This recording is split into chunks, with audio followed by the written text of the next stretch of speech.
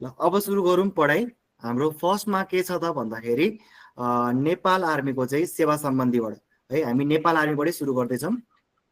Nepal army अथवा नेपाली सेना भन्छ हामीले, नेपाली सेना, नेपाली सेना है। नेपाली सेनाबाट सबैभन्दा मुख्य टपिक है, सबैभन्दा सजिलो टपिक, यसबाट कसैले पनि अहिलेसम्म बिगारेको छैनन् है, तिमीहरूले पनि बिगार्न भएन।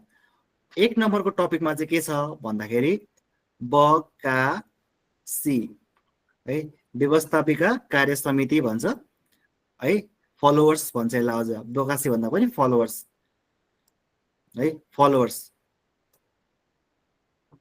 फलोवर्स। हात तल गर्ने है, त्यतिकै हात नउठाऊ, मैले पढाइरहेको छु, पढाइसकोस् पहिला सुरु। 2 नम्बरमा त्यसपछि सिपाही,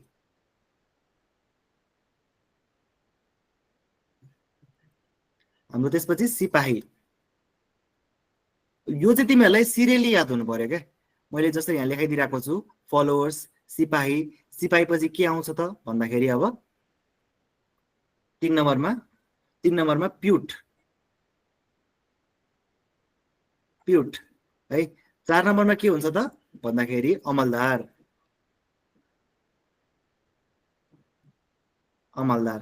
4 नम्बरमा के हुन्छ, अमलदार। 5 नम्बरमा के हुन्छ त भन्दाखेरि हुद्दा है, हाम्रो हवलदार चाहिँ भन्दैन यसमा, हामीले हुद्दा भन्छौँ सिधै है, हुद्दा। त्यसपछि 6 नम्बरमा आइसक्दाखेरि चाहिँ हामीले विभिन्न तरिकाको हुद्दा सुद्धा, कार्य हुद्दा, के हुद्दा भन्छ, तर हामीले यसमा अरू केही पनि ख्याल गर्नु पर्दैन, सिधै जमदारतिर जाने है, सिधै जमदारतिर जाने, जमदार, जमदार। त्यसपछि 7 नम्बरमा सुबेदार, सुबेदार। त्यसपछि प्रमुख सुबेदार, 7। यो 8 नम्बरमा चाहिँ प्रमुख सुबेदार, प्रमुख सुबेदार हो। यति पदहरू, यति भनेको नन अफिसर र्याङ्क, यसलाई भन्छ अप्राविधिकहरू है।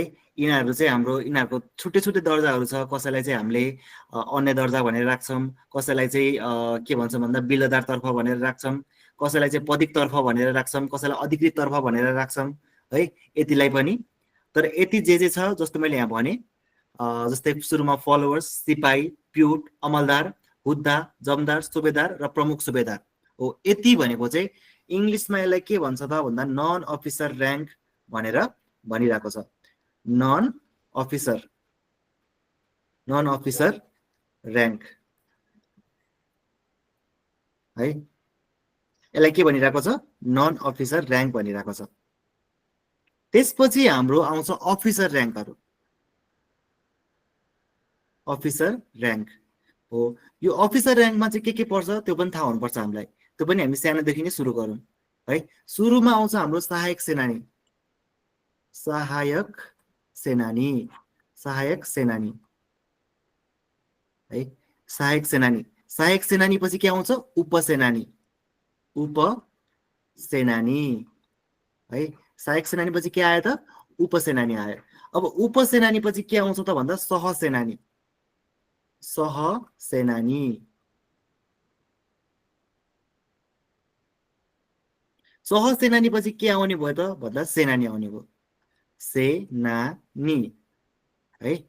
अब सहायक सेनानी, उपसेनानी, सहसेनानी र सेनानी। त्यसपछि आउँछ हाम्रो प्रमुख सेनानी, प्रमुख सेनानी, प्रमुख सेनानी। त्यसपछि आउँछ हाम्रो महासेनानी, महासेनानी है, महासेनानी पनि भयो। महासेनानी पछि के आउँछ त भन्दा सहायक रथी, सहायक रथी भनेर आउँछ, सहायक रथी। सहायक रथी पछि के आउँछ, उपरथी, उपरथी। उपरथी पछि रथी, रथी पछि के आउँछ, महारथी, महारथी। अब हाम्रो देशमा चाहिँ महारथी र प्रधान सेनापति एउटै नै हुने चलन छ।